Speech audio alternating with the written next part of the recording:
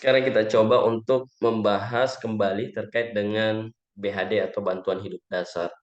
Nah, untuk BHD ini mungkin teman-teman sudah familiar ya. Jadi walaupun update-annya sudah beberapa kali diupdate, bahkan sekarang itu yang digunakan itu 2020, bahkan sudah ada lagi yang 2023 bahkan update-annya.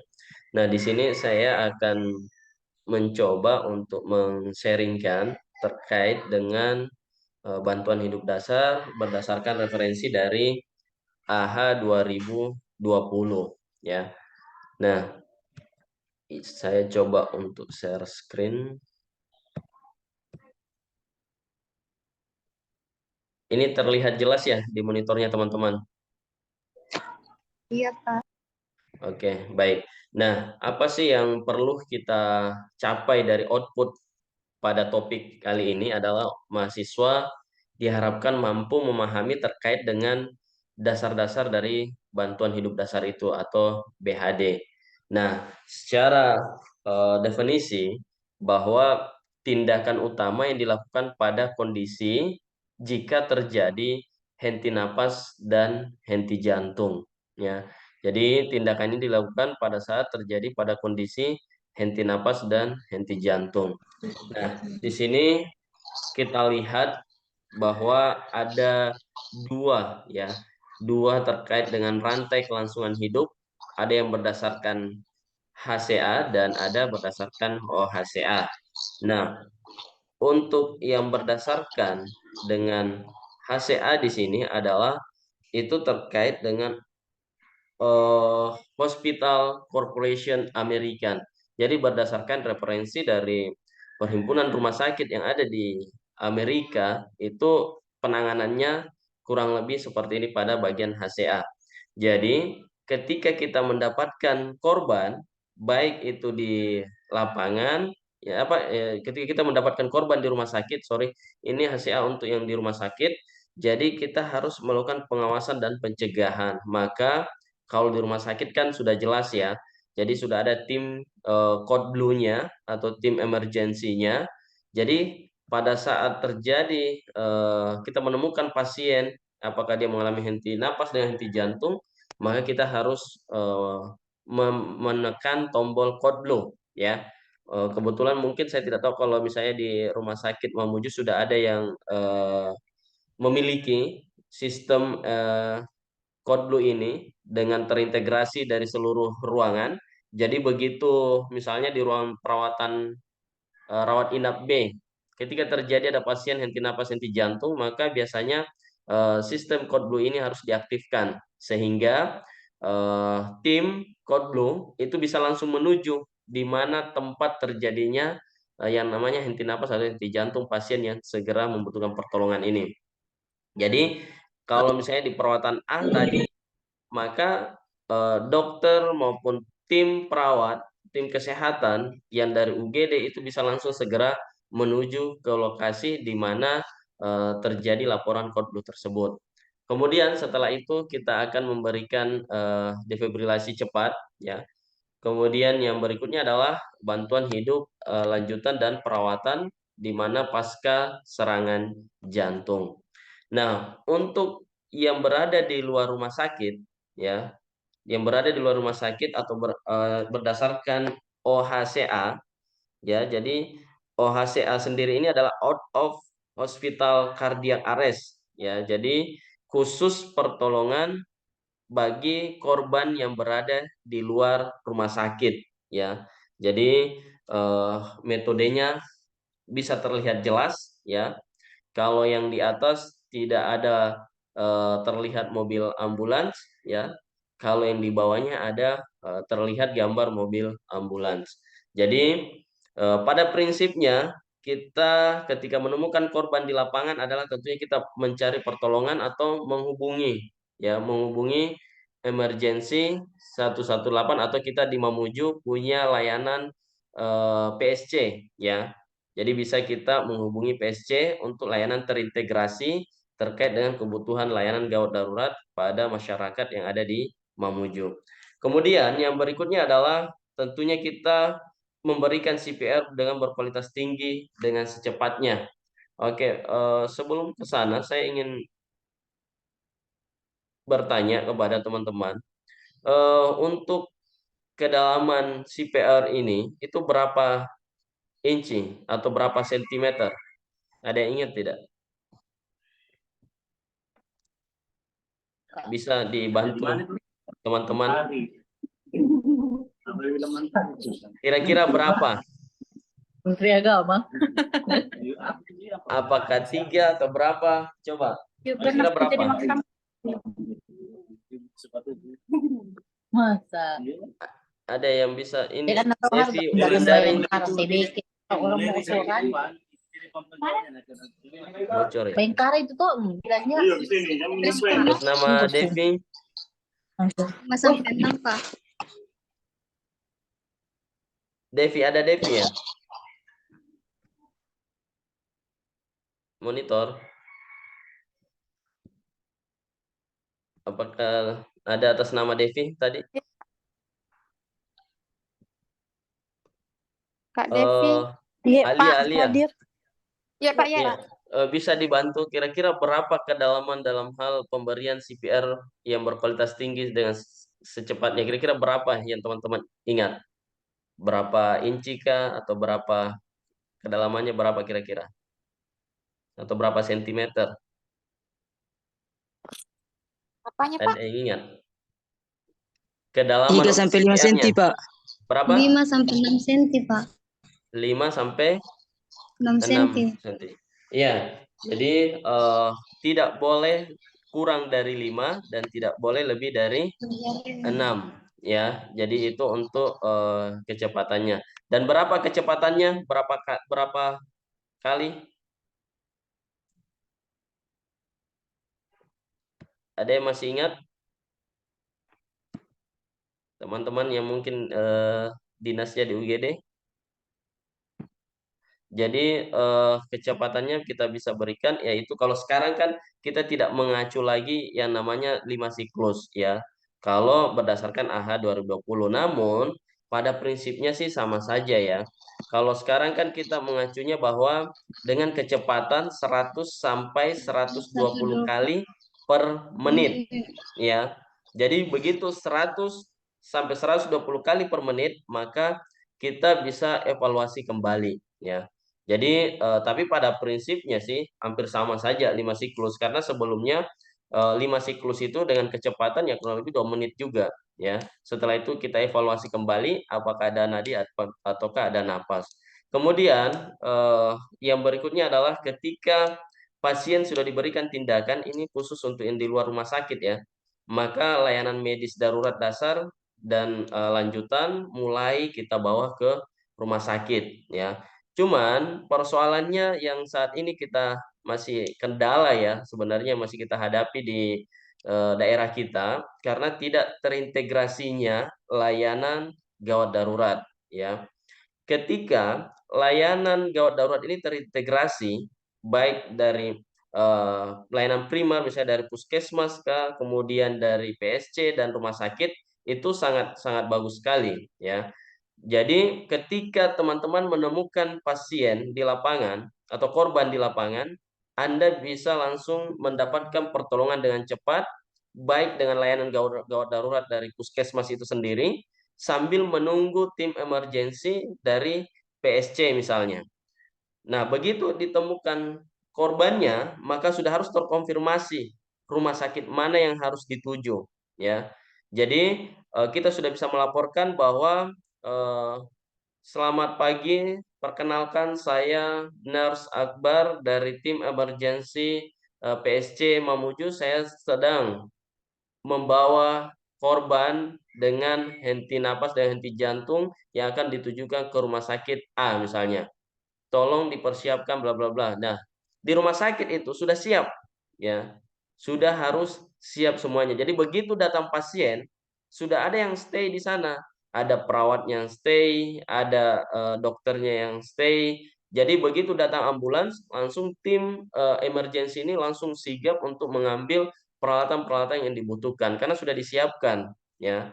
Sehingga dengan harapannya ketika terintegrasi seperti ini, maka angka pertolongan dari korban itu bisa meningkat ya. Jadi dengan fast responnya kita memberikan pertolongan kepada korban itu dapat meningkatkan terkait dengan kualitas hidup dari pasien yang kita tolong ya. Jadi harusnya kalau misalnya itu bisa terintegrasi ya. Nah, kemudian yang berikutnya ada yang bisa ditanyakan, kalau ada yang mau bertanya silahkan ya, langsung ditanyakan.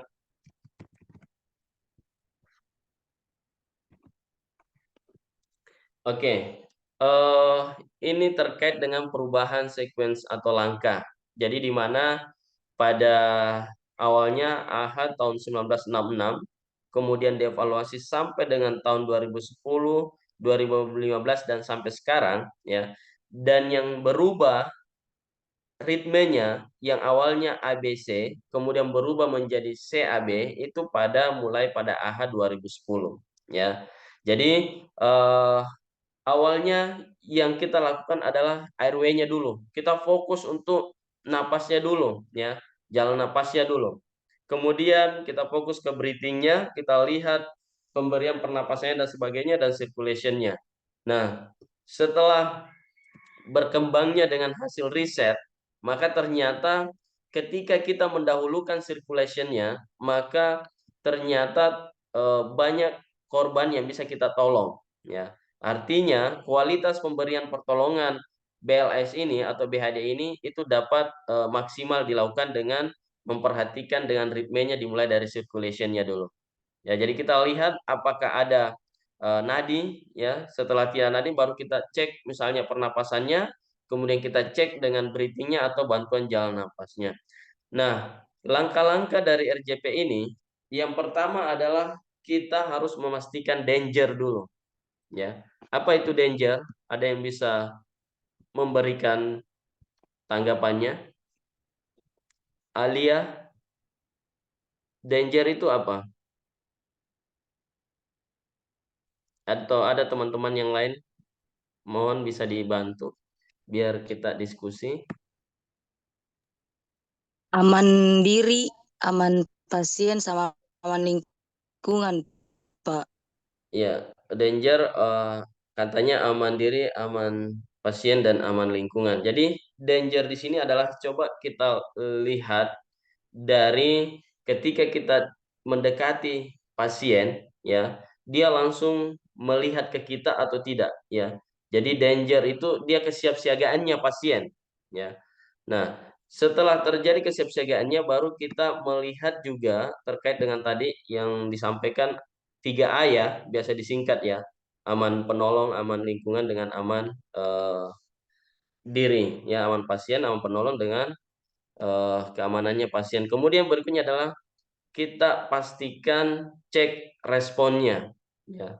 Jadi kita cek respon ketika memang ada nadi, tidak ada napas, maka kita cukup diventilasi saja ya, tidak perlu harus memberikan resusitasi.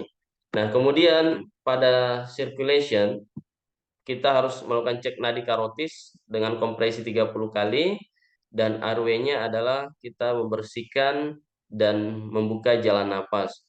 Membuka jalan napas juga tergantung ya, apa kita menggunakan metode head till and chin lift ataukah menggunakan jaw thrust ya. Kalau misalnya ada lendir atau cairan bisa kita dengan membuat sapuan jari membersihkan ya, baik itu menggunakan sarung tangan atau tisu ataukah kasa. Kemudian breathing-nya.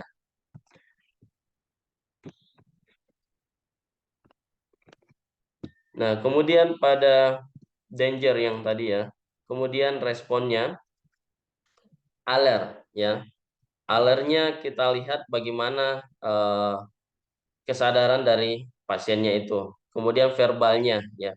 Verbal ketika kita tanya, Pak, Ibu, ketika dia merespon berarti aman untuk verbalnya. Tetapi kalau tidak ada, maka kita bisa dengan memberikan respon nyeri ya, pain. Kita bisa memberikan respon nyeri. Nah, kemudian ternyata yang terakhir adalah unresponsive, tidak ada respon. Ya, ketika sudah tidak ada respon, maka kita harus segera cek nadinya. Ya, berapa lama yang harus dibutuhkan? Yaitu tidak lebih dari 10 detik. Jadi pada saat ingin melakukan cek nadi, maka kita membutuhkan waktu tidak lebih dari 10 detik. Karena kapan kita terlambat 10 menit, maka tingkat keberhasilannya adalah dari 100 pasien yang kita tolong, kemungkinan 1 yang selamat. Kalau terlambat 5 menit, kemungkinan yang kita tolong dari 100 pasien yang kita tolong, maka kemungkinan 50 yang selamat. Kalau terlambat 1 menit, maka kemungkinannya 90%-nya bisa selamat dan 1%-nya tidak bisa kita selamatkan. Nah, kemudian jika tidak ada nadi, maka langsung kita kompresi 30 dengan ventilasinya 2 kali. Nah, untuk komponennya pada kompresinya, ya. Jadi tadi yang di awal kita tadi diskusikan di depan bahwa kedalamannya tidak kurang dari 5 cm atau tidak boleh lebih dari 6 cm. Ini adalah kekuatan atau kedalaman yang maksimal dilakukan, ya. Nah, kenapa ini dilakukan pertimbangan seperti itu? Karena agar recoilnya paru-paru ini bisa maksimal diberikan ventilasi dengan maksimal dengan baik. Kemudian kecepatan. Nah, ketika AH 2015 itu kita hanya mengacu 5 siklus, ya. 30 berarti kan 120. 5 siklus harus dievaluasi. Kalau sekarang tidak mengacu pada itu lagi, tetapi ketika dengan kecepatan 100 sampai 120 kali per menit, maka setelah itu kita bisa mengevaluasi kembali. Recoil dadanya kita harus lakukan recoil penuh setelah setiap kali kompresi. Jadi tidak boleh terlalu cepat juga agar kita bisa memastikan terjadi adanya recoil pada dada, ya. Jangan bertumpu di dada setiap kali kompresi. Penempatan tangan, 2 tangan di separuh bawah tulang dada atau sternum, dan kita harus meminimalkan gangguan. Batasi gangguan dalam kompresi dada menjadi kurang dari 10 detik. Ya, jadi memang target kita adalah tidak boleh memberikan pertolongan lambat. Makanya kalau kita di keperawatan gawat darurat adalah prinsipnya harus cepat dan tepat, ya. Kemudian untuk jalan napas, bisa saya dibantu atas nama Reski Resvita, ada? Ada ya, atas nama Reski. Nur Fadila, Nur Latifah,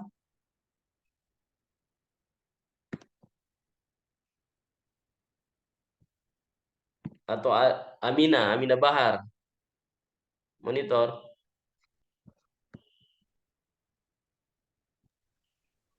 Halo guys, Iya, Pak. bisa dibacakan slide-nya yang muncul di monitornya? Bisa, Pak. Oke, silakan. Airway terdiri atas 2 tahap. Yang pertama, membersihkan jalan napas. Yang kedua, membuka jalan napas. Pada pasien suspek cedera servikal, gunakan Jautras sekitar 0,12 sampai 3,7%. Pasien henti jantung mengalami cedera servikal. Risiko cedera servikal meningkat jika pasien mengalami cedera pada kepala dan muka atau GCS di bawah 8. Oke, jadi terima kasih. Jadi pada slide ini disebutkan bahwa kita harus selalu mengantisipasi, ya. Harus mengantisipasi ketika melakukan pertolongan korban.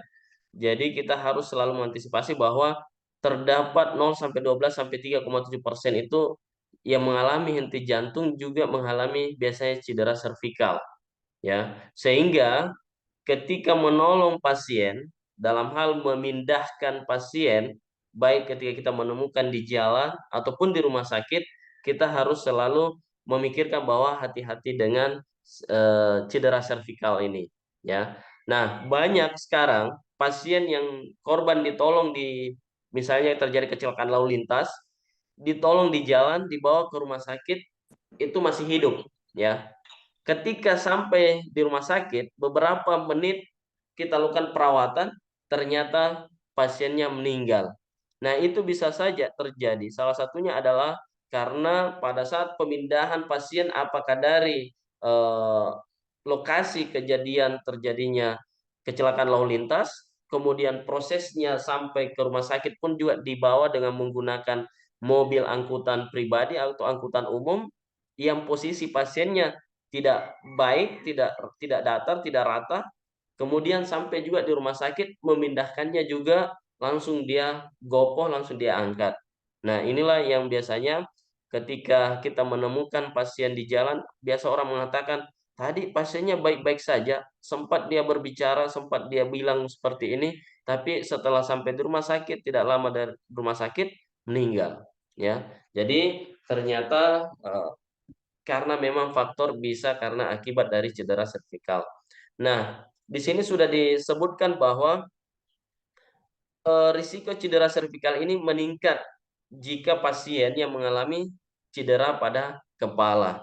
Jadi ketika kita menemukan korban atau ada pasien yang kita dapatkan di UGD dengan cedera kepala, maka kita sudah warning, ya. Kita sudah warning bahwa perhatikan cara menolong atau memindahkan pasien, ya, atau melakukan tindakan, dan juga pada area wajah dan atau dengan GCS di bawah 8. Maka kita harus betul-betul memperhatikan, hati-hati dalam memilih cara membebaskan jalan napasnya. Jadi kita harus lebih baik untuk amannya menggunakan teknik jaw thrust ketika kita menemukan korban yang mengalami cedera kepala dan muka atau dengan GCS di bawah 8.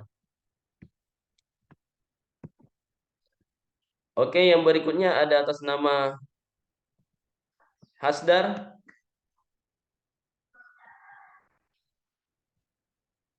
Hasdar. Ada ya atas nama Hasdar? Jumliani, Iya, Pak. boleh dibantu dibacakan untuk slide berikutnya? Bisa, Pak. Silakan. Breathing. Beri napas 2 kali dengan volume tidal dengan teknik 1 mouth to mouth, 2 mouth to nose, 3 mouth to mouth, dan 4 mouth to stomach. Back valve mask. Pegang BVM dengan teknik EC clamp. Ibu jari dan telunjuk membentuk huruf C, memegang masker.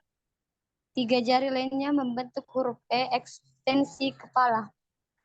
Oke, terima kasih. Jadi pada slide ini terlihat terdapat perbedaan. Jadi pada AHA sebelumnya, ya, atau sebelum masuk pasca pandemi COVID, ya, itu kita masih bisa memberikan bantuan napas, ya, baik melalui mulut ke mulut, mulut ke hidung, mulut ke saluran jalan napas atau mutus stoma, ya. Tetapi yang terbaru sekarang itu kita tidak direkomendasikan lagi menggunakan mouth to mouth, mouth to nose, mouth to mouth, dan mouth to stoma.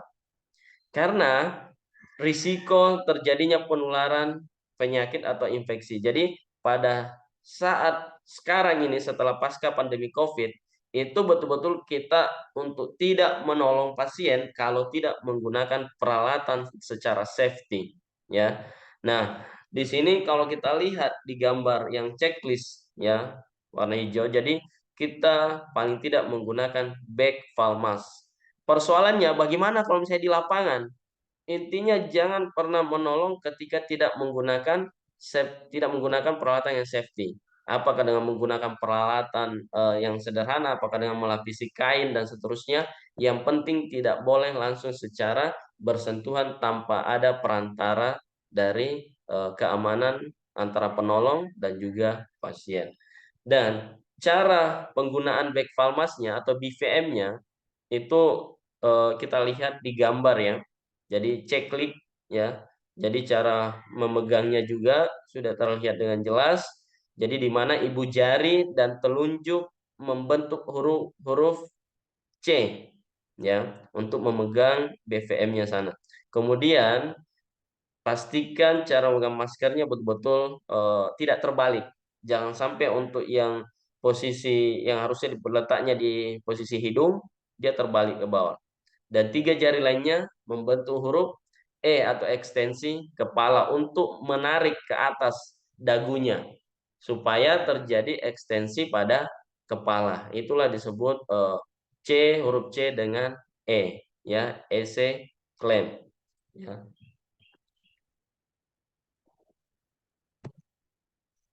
Oke, yang berikutnya atas nama saudari Eni ada? Iya, Pak. Boleh dibantu untuk dipresentasikan slide-nya. Boleh. Evaluasi.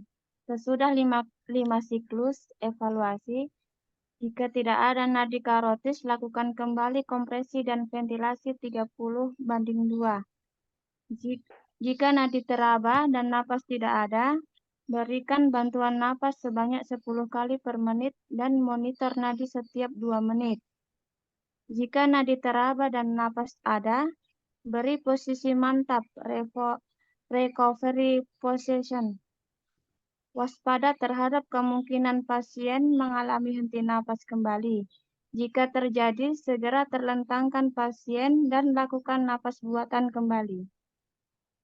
Ya, jadi setelah 5 siklus atau dengan kecepatannya tadi 100 sampai 120 kali per menit, maka kita lakukan evaluasi kembali.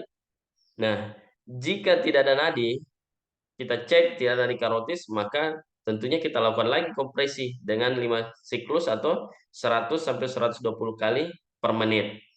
Jika nadinya teraba dan napas tidak ada, maka kita harusnya memberikan bantuan napas sebanyak 10 kali per menit. Berarti setiap berapa detik ini kalau 10 kali per menit? Berapa detik kira-kira pemberian napasnya? Kalau 10 kali per menit. Setiap berapa detik kita memberikan bantuan napasnya?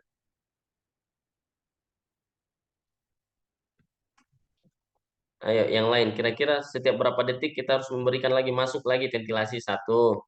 Berapa detik lagi masuk lagi ventilasi 2. Dan seterusnya. Nur Latifah.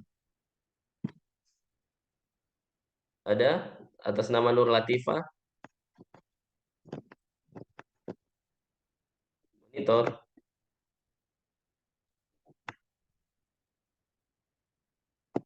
Nurul Jannah.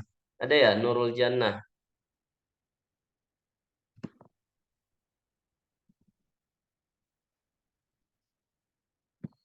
Ada atas nama Nurul Jannah? Reski Sri Reski Aulia Yusuf.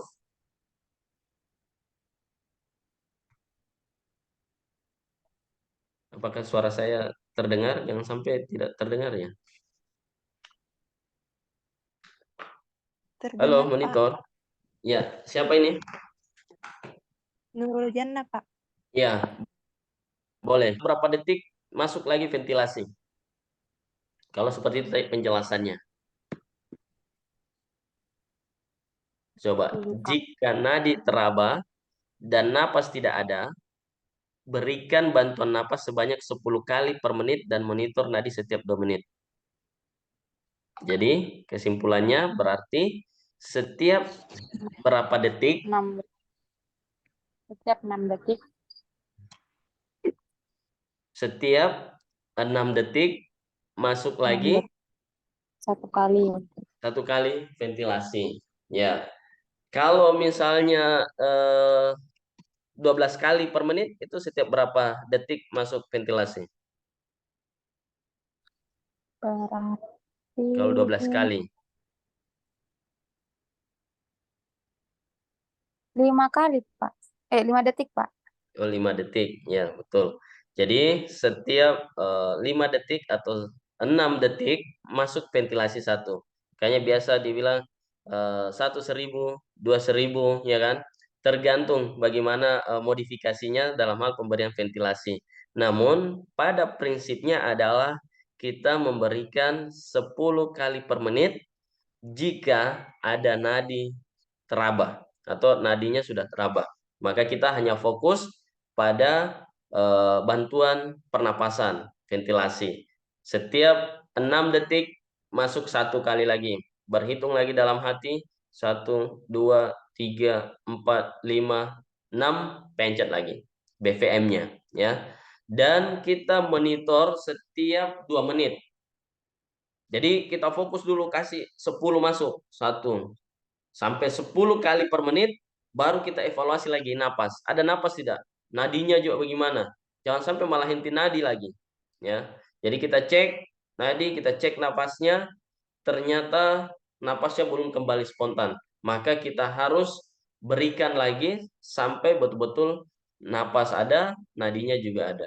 Tapi pada prinsipnya kalau napasnya tidak ada, belum tentu tidak ada nadi ya. Tetapi kalau tidak ada nadi, biasanya napas tidak ada ya. Kemudian yang berikutnya adalah jika nadinya sudah teraba dan napasnya ada, maka kita harus memberikan posisi mantap atau recovery position.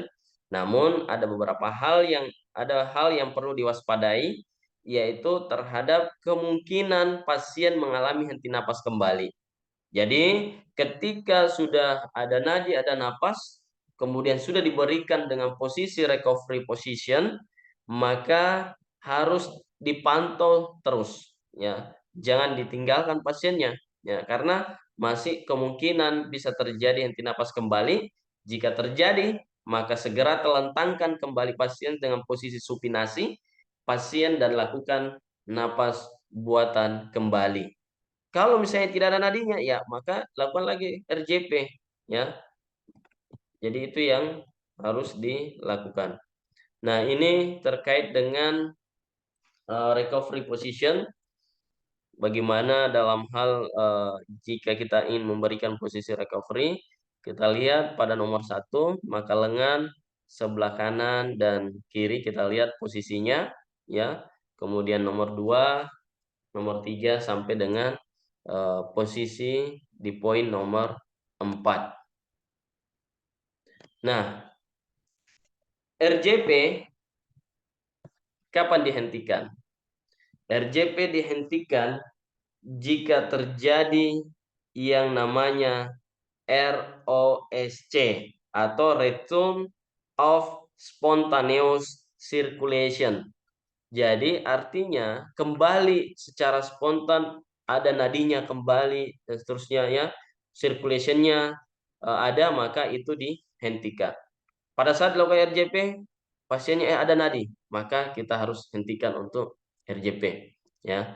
Kemudian yang berikutnya adalah RJP bisa dihentikan ketika tim ahli datang, ya.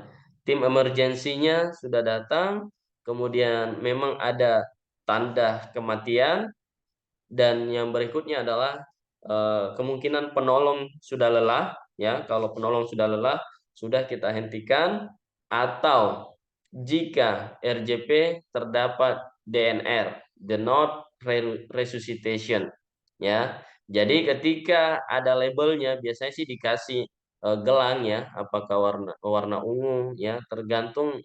Kalau sekarang biasanya sih warna ungu, ya, DNR. Ketika ada gelang DNR, maka kita tidak perlu melakukan RJP, ya. Jadi ini ketika ada beberapa tanda-tanda ini, maka kita bisa menghentikan resusitasi jalan napas. Oke, kemudian yang berikutnya adalah saya ingin bertanya kepada Sri Wahyuni, ada ya orangnya Sri Wahyuni? Monitor Sri Wahyuni.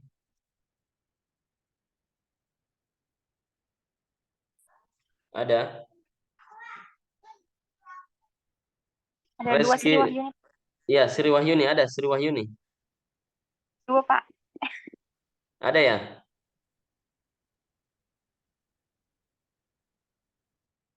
Monitor. Enggak, kapan Pak? Dan dengar kapan Pak? Sri Wahyuni atau lagi ini ya, suatu ada pasiennya. Kalau atas nama Jumliani, Jumliani aja. Iya, Pak. Ya, Jumliani aja. Misalnya nih, ya, ketika menemukan pasien di lapangan atau di rumah sakit ya, ketika saudari melakukan RJP, ya, Anda sudah RJP 1, 2, 3, 4, sampai 30, masuk ventilasi, kemudian RJP lagi, ternyata terasa tulang rusuknya patah.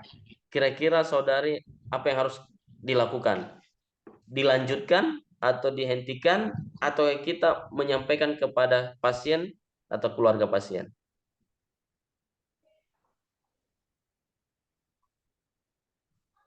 Kira-kira apa yang harus dilakukan?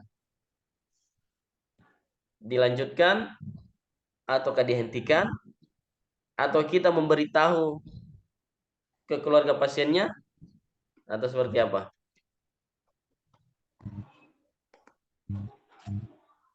Bagaimana Jumliani? Dihentikan, Pak. Dihentikan. Ada yang lain bisa memberikan tanggapan?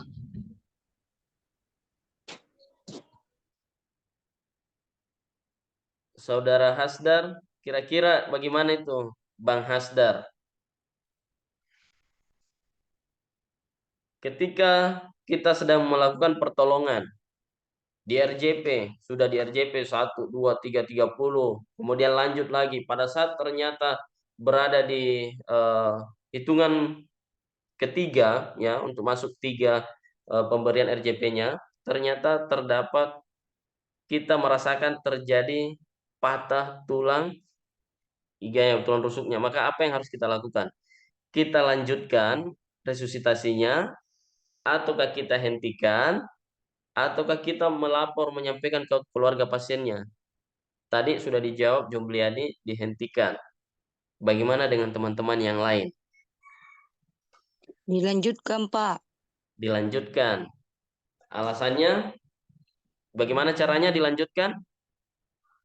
Tetap dilanjutkan RJP, Pak, karena kalau patah tulang rusuk itu biasa terjadi ketika melakukan RJP, tapi kembali pada kayak tujuan awal, Cardionaris itu harus cepat segera ditolong gitu pasiennya, Pak. Oke, mantap, Surwayuni. Jadi memang, jadi pada posisi seperti itu, ketika kita sedang menolong pasien, maka kita tetap lanjutkan, ya. Namun cukup kita geser sedikit posisi tangan kita, yang kita rasakan kira-kira di mana pada saat kita RJP tadi ternyata terjadi fraktur di situ, maka kita cukup menggeser posisi tangan kita, tumpuan dari telapak tangan kita, ya. Namun tindakan tetap dilanjutkan. Kalau dilanjutkan, kemungkinan pasien bisa selamat. Kalau tidak dilanjutkan, sudah pasti pasiennya tidak bisa diselamatkan. Namun juga tidak perlu bersuara mengatakan bahwa patah, ada patah tulangnya. Kita tidak perlu. Ataukah juga menyampaikan kepada keluarga pasiennya, karena ceritanya kita di perawat harus menyampaikan, ada istilahnya persetujuan tindakan, akhirnya dia sampaikan, Pak, tadi pada saat saya RJP istri Rita itu patah tulang rusuknya, tapi saya harus lanjutkan, ya. Jadi kita tidak perlu menyampaikan kepada mereka, karena pada dasar awal sebelum melakukan tindakan, kita sudah melakukan persetujuan informed consent. Jadi segala risiko yang ditimbulkan itu sudah kita lakukan secara SOP. selama kita sudah melakukan secara SOP, maka kita selamat dari tuntutan yang namanya kesalahan dalam prosedur atau malpraktik, ya. Jadi tetap kita lanjutkan jika berada pada kondisi seperti itu.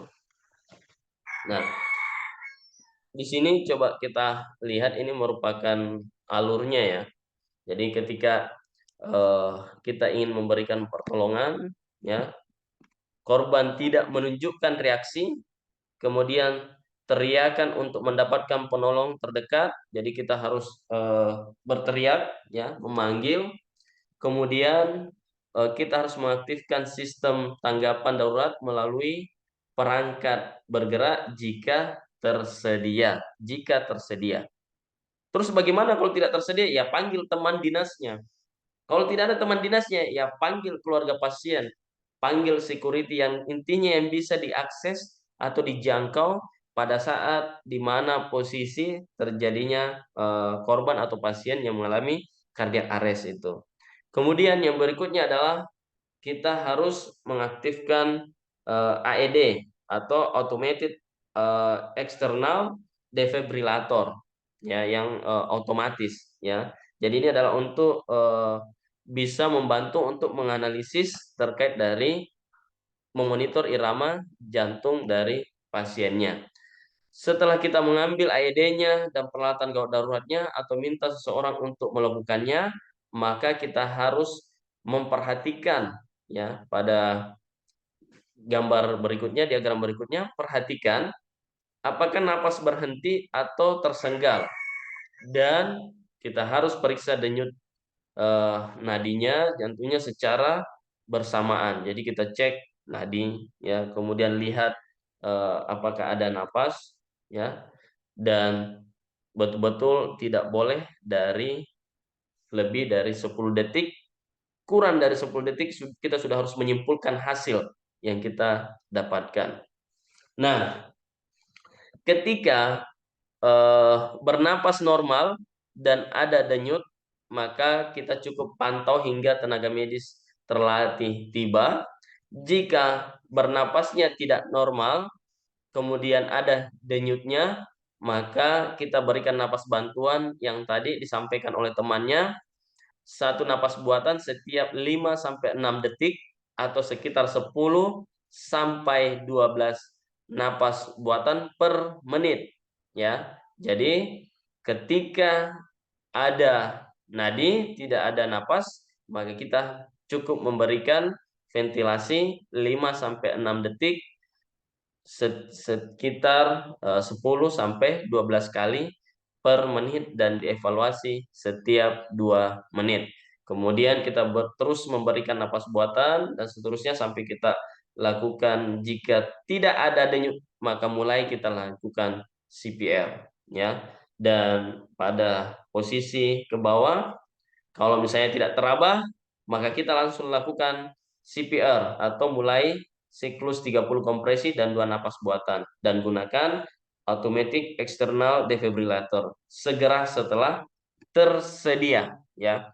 Biasanya AED ini kalau di tempat kita itu tidak banyak, ya. Saya tidak tahu kalau misalnya hari ini di rumah sakit setiap ruangan punya AED, tapi jarang, ya. Biasanya yang stay AED-nya hanya di troli emergency, di UGD ataupun di ICU. Saya tidak tahu kalau misalnya beberapa ruangan, setiap ruangan perawatan sudah harus ada stay 1, ya. Bahkan kita melihat juga di AED ini biasanya kita juga bisa menemukan di tempat-tempat keramaian, saya tempat wisata, di bandara, ya, biasa kita sering melihat alat ini AED, ya. Tapi rasa-rasanya kalau kita di Indonesia itu jarang sekali, ya, AED di tempat-tempat umum disimpan karena khawatirnya diculik masyarakat, ya. Jadi karena itu kelebihan dari Indonesia, rasa memilikinya tinggi sehingga fasilitas atau alat tersebut bisa saja diambil, ya. Kalau di luar negeri itu kalau kita lihat, ya, hampir di seluruh tempat-tempat keramaian, tempat wisata dan seterusnya itu tersedia alat ini, ya.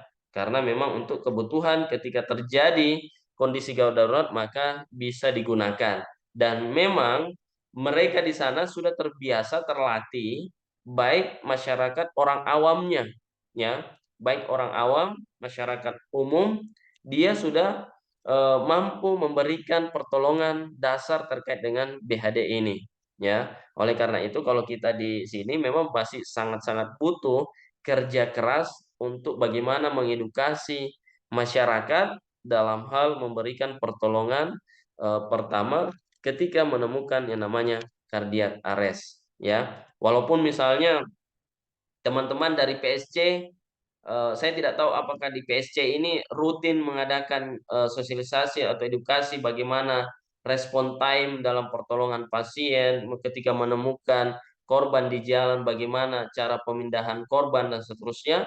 Nah, ini adalah tugas kita bersama semuanya. Jadi perlu juga memang meningkatkan tingkat pengetahuan masyarakat melalui edukasi-edukasi baik yang didapatkan ketika pasien di rumah sakit maupun di masyarakat.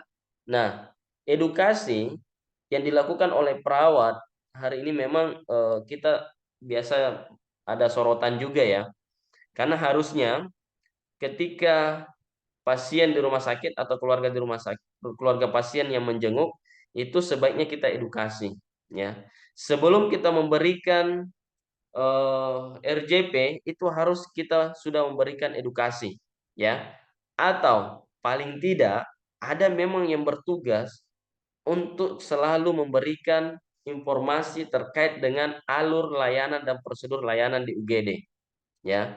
Misalnya kalau misalnya tidak ada audiovisual, misalnya audiovisual itu kayak ada monitor, ya, TV, di mana di situ yang selalu diperlihatkan adalah pasien henti napas, kemudian petugas perawat memberikan bantuan pernapasan, RJP, berikan ventilasi, bagaimana cara menolongnya korban, kemudian bagaimana proses triasenya. Nah, itu kalau misalnya ada di UGD. Kalau tidak ada, maka teman-teman perawatlah yang harus mengedukasi pasiennya. Jadi boleh kita sampaikan, Ibu, jika kami dari tim petugas atau perawat di UGD akan menolong saudara Ibu dengan semaksimal mungkin yang kami mampu. Namun jika terjadi hal yang tidak diinginkan seperti, ya, henti nadi atau henti jantung dan henti napas, maka kami biasanya memberikan pertolongan yang namanya BHD. Apa itu BHD? Bantuan hidup dasar. Kurang lebih seperti ini, Bu, cara pertolongannya. Nah, harusnya diedukasi seperti itu. Nah, inilah yang jarang terjadi di UGD karena memang satu, SDM kurang, ya. Namun bagaimanapun caranya adalah kita teman-teman perawat harus safety supaya jangan sampai kita melakukan RJP justru ada keluarga pasien dari belakang yang menghantam kita juga. Justru kita yang dapat pukulan, ya. Ini sudah sering terjadi, ya. Beberapa rumah sakit sudah sering terjadi hal seperti ini.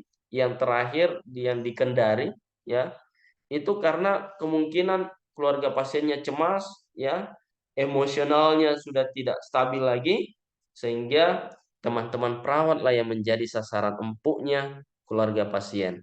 Oleh karena itu, mari kepada seluruh teman-teman yang bekerja di pelayanan kesehatan, khususnya di UGD, maka perlu untuk terus melakukan peningkatan edukasi terkait dengan layanan maupun prosedur layanan yang ada di UGD maupun di rumah sakit, supaya dia tidak mengatakan saya dari tadi sudah tiba di sini duluan, tiba-tiba ada pasien baru datang, justru dia yang duluan ditangani, ya. Padahal ini hanya perlu persoalan diedukasi kepada pasien maupun keluarga pasien bahwa di UGD bukan berdasarkan siapa duluan datang itu yang ditangani duluan, tetapi ada ritme, ada alur yang harus kami jalankan sesuai dengan standar prosedur yang ditetapkan, seperti itu. Nah, kemudian yang berikutnya, jika kita sudah mulai dengan siklus kompresinya dan kita sudah memberikan 2 napas buatan, kita menggunakan AED, ya, maka AED-nya tersedia, maka kita periksa ritme dari detak jantungnya atau ritme dapat dikejut. Kalau tidak ada ritme tidak dapat dikejut, maka segera lanjutkan dengan CPR dan seterusnya. Begitupun juga yang sebelahnya. Ya. Sampai di sini ada yang mau ditanyakan? Monggo diperkenankan dengan hormat, dipersilahkan dengan hormat. Yang ingin bertanya boleh, yang ingin diskusi diseringkan boleh. Karena kalau saya lanjut ke materi berikutnya, kayaknya baterai laptop saya tidak memungkinkan lagi karena tinggal 17%. Jika mungkin masih ada waktu, boleh kita diskusi. Kalau misalnya ada pertanyaan, silahkan. Enggak, cukup Pak. Cukup ya, jelas ya. Iya Pak. Ya, jadi untuk pertemuan berikutnya saya ingin memberikan tugas kelompok. Kira-kira bagaimana tuh pembagiannya kalau misalnya ada tugas kelompoknya untuk presentasinya? Siapa yang bagi? Biasanya dosennya, Pak. Kalau saya serahkan ke mahasiswa saja ya, ketua tingkatnya ya, koordinatornya untuk membagi. Yang Saya siap. pas biasanya teman-teman berapa orang? Realnya ini jumlah pastinya. 22, Pak. 22 ya. Nanti Iya. saya coba cross check dulu. Setelah itu nanti saya WA saja ya. Nanti dibagi berapa. Iya, siap. Kemudian topiknya yang mana. Kemudian nanti kita Iya. presentasi. Pertemuan berikutnya mungkin presentasi satu kelompok. Kemudian saya mengisi materi lagi. Setelah itu lanjut lagi kalau misalnya ada waktu. Ya, mungkin demikian ya. Seperti itu. Iya. Baik, kalau sudah Pak. tidak ada pertanyaan, kita cukupkan sampai di sini. Terima kasih banyak. Semoga kita selalu diberi kesehatan, tetap semangat. Saya akhiri. Wabillahi taufiq wal hidayah. Wassalamualaikum warahmatullahi wabarakatuh dan selamat sore. Waalaikumsalam warahmatullahi wabarakatuh. Terima kasih, Pak. Oke, thank you.